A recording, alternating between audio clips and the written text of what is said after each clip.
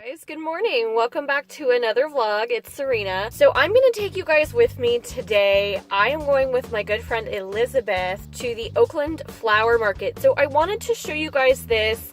I'm going to show you guys some clips, and by the end of the vlog I will be giving you guys some points and some overall like tips and tricks, if you will. Elizabeth and Andrew are going to be getting married in 2019, and I'm lucky enough to be one of her bridesmaids, and she is the true definition of a chill bride. But she's so laid back, she's so mellow, and I'm so lucky that I'm in her wedding party and that she is so relaxed. So I'm going to be arranging the flowers for Elizabeth and Andrew's wedding because she is, not only is she chill, she's just simple when it comes to design. So I'm just going to be arranging some simple roses. We are going to the Oakland Flower Market, and it is open to the public. So I wanted to take you guys along with me and kind of show you guys the lay of the land.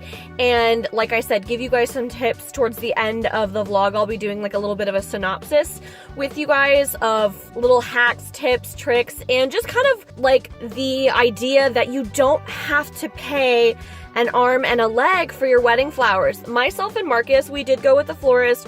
We spent a lot of money on our flowers. Now for me personally, I was a bit more of a high maintenance bride, and that was worth it for me. However, to be honest with you, if you want to go the simple route, you may be just as happy with your flowers coming from a flower market and you and your bridesmaids maybe arranging them yourselves if you want something that's not super elaborate. So I'm gonna go pick up Elizabeth right now, and she's very shy, so I might have little snippets of her on the vlog, but I'm not gonna get all up in her grill with my camera because I think you guys have seen her in the past before. She's a good friend of mine, but she's very shy. So mainly I'm gonna be taking you guys around the flower market, showing you guys kind of like pricing and stuff like that.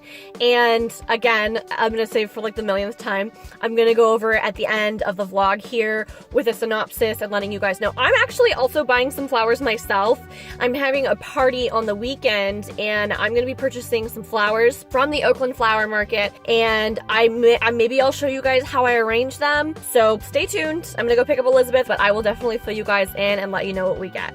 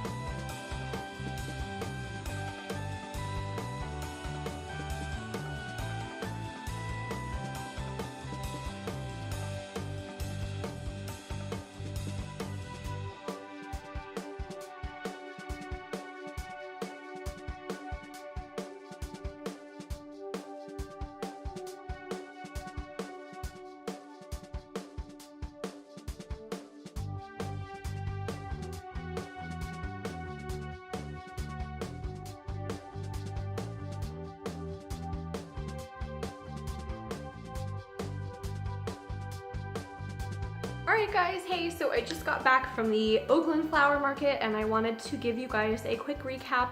I put in some footage of the flowers. They literally just have rooms full of flowers. My favorite is the rose room. I love seeing all the different kinds of roses that they have. They have greenery, like they have giant palm leaves, and they even have like birch bark that you could wrap vases in. They have every different color of ribbon imaginable. They just have so many flowers. I love, love, love all the different kinds of roses and the carnations. I feel like carnations don't get enough love. So I personally have used the Oakland Flower Market myself in the past when planning for a large party, baby showers, and I've pre-ordered for like a wedding shower that I've thrown people before. So it's a really great option when you don't want to go through a florist, and it can really save you money if you're looking to take on a portion of your flowers in your wedding planning process yourself. It really makes a huge difference. When Marcus and I were shopping for our wedding and we were getting quotes of these like beautiful, lavish, elaborate centerpieces, they were $300 a centerpiece easy.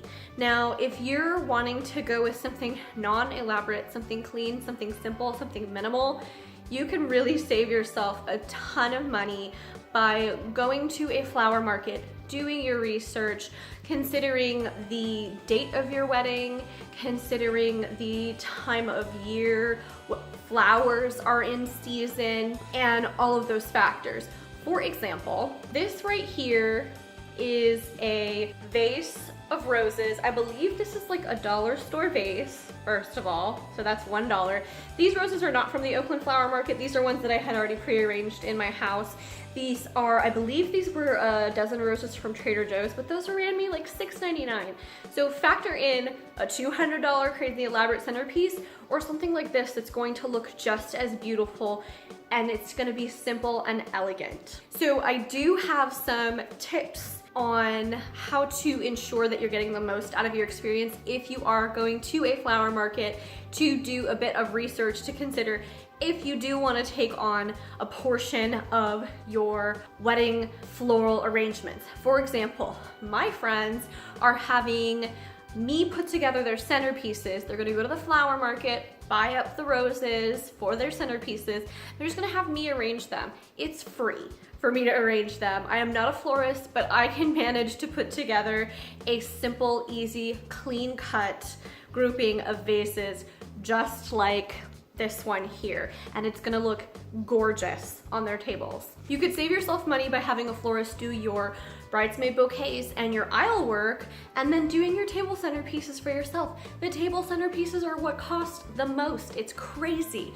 $300, $400, $500, and that's for your average middle-class wedding. I mean, not to mention these crazy weddings or these crazy baby showers that people like the Kardashians can pay for. Celebrities pay thousands and thousands and thousands of dollars for. The average person can't afford that for their wedding, and why would you want to spend that on your wedding centerpieces? It's just outrageous, you know? You save your money for something like a down payment on a house or something like that. So I want to give you guys a couple of tips. One, come with a notepad or have an idea of your budget for the flowers, or an idea of what type of flower you want. If you want roses, you want to know how many roses you need, how many table centerpieces you need to make, and how much it costs for a bundle of roses. For example, I purchased these roses. These are Freedom Roses. This cost me $21.99. Now, these come exactly like this. This is a wholesaler. This isn't a grocery store who's gonna have these flowers arranged beautifully. These are for you to purchase and arrange yourself. Now, I believe there's 24 roses in here, so that is less than $1 per rose. These are all packaged very carefully, and these are also closed. You will notice they are closed buds. This is very important, and it's great for time management if you think about it. So, my personal recommendation to you, if you are going to a flower market and you are wanting to research, is buy a bunch for yourself. If you're in between two different types of flowers, buy one of each. buy a bundle. They're going to be closed, they're gonna be tight, they're not gonna be bloomed yet.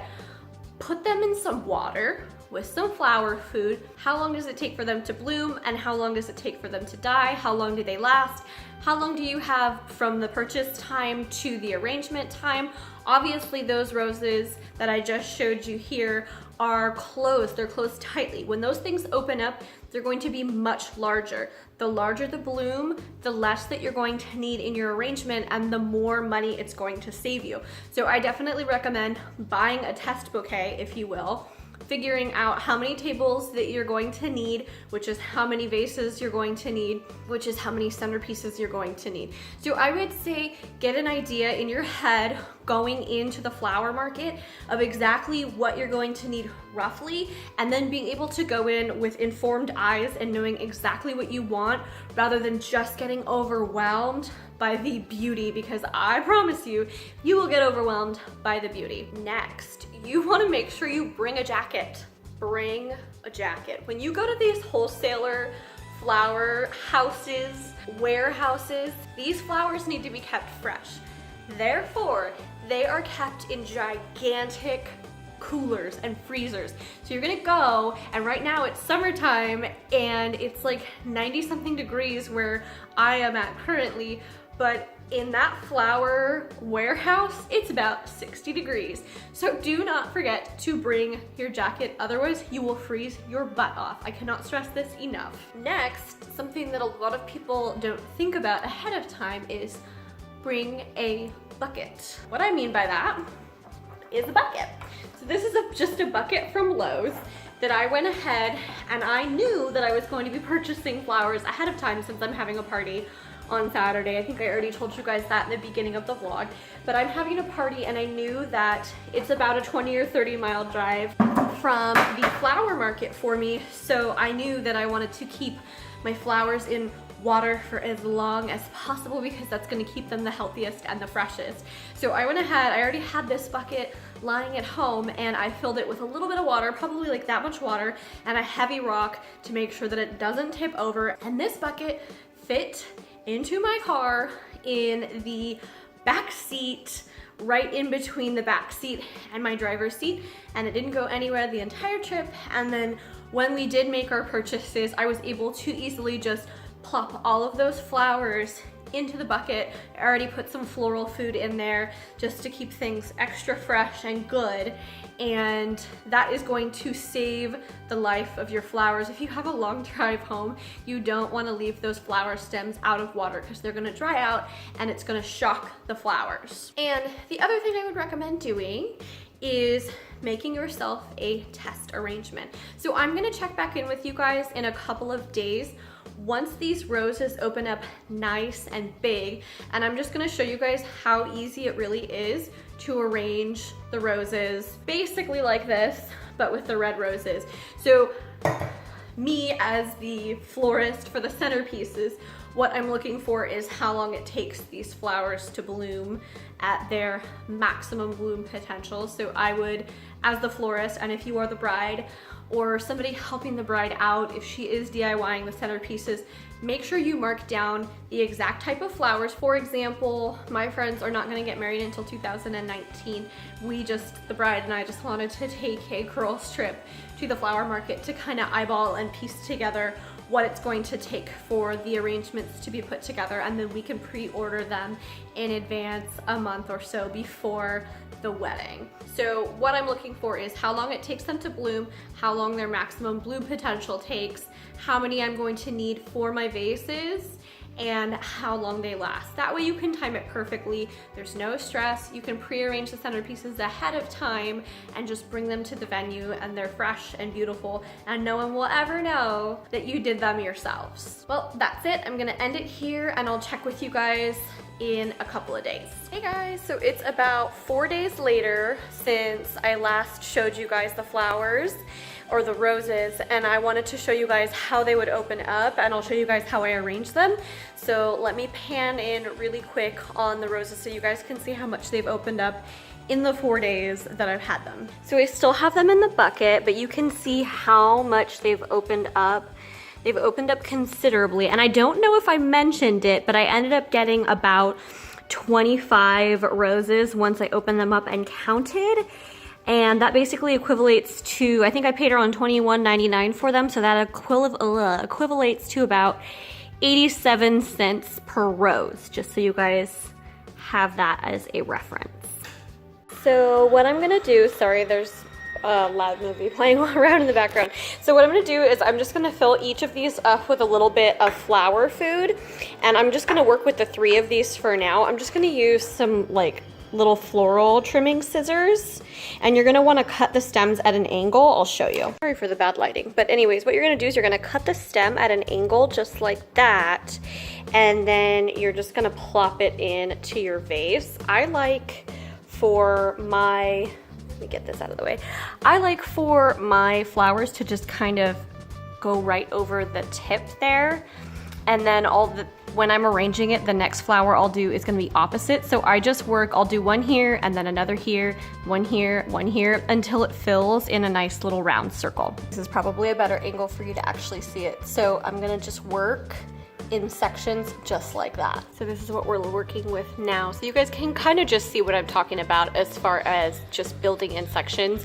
And another thing is you wanna cut the roses to where it's a little bit too long. It's better than too short. So that way you guys can kind of just measure it as you go. It's always a possibility to take more off, but you can't put more back on. Okay, so this is basically what it's gonna look like. This is just a simplified arrangement. As I told you guys earlier, these are dollar store vases. So this arrangement itself is about 9 roses. Well, it is 9 roses. So that's kind of what it's going to look like to get the rounded shape and the simplicity. Now, if you don't want to see the stems in the bottom, you can put a banana leaf, like roll the banana leaf. I know you guys know exactly what I'm talking about, where there's a leaf rolled inside where it's green. You can do that, or you can just get vases that are painted, or you can DIY some glitter vases if you want. Let me know in the comments below if you guys want to see how I would make those, because those are so easy to make. Like, you can look those up on Pinterest, and I'm sure you can find 100 tutorials. But let me know in the comment section below if you wanted me to do one of those. I would gladly do that for you.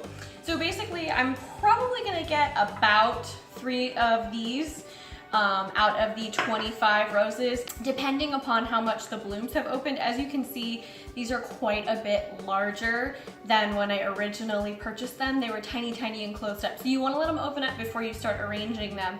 That way you're gonna get more bang for your buck. So I hope you guys enjoyed this vlog. Leave a thumbs up if you did. And of course, don't forget to subscribe by clicking the little red subscribe button down below if you're not already subscribed. Thanks so much for watching. I'll see you guys in the next vlog.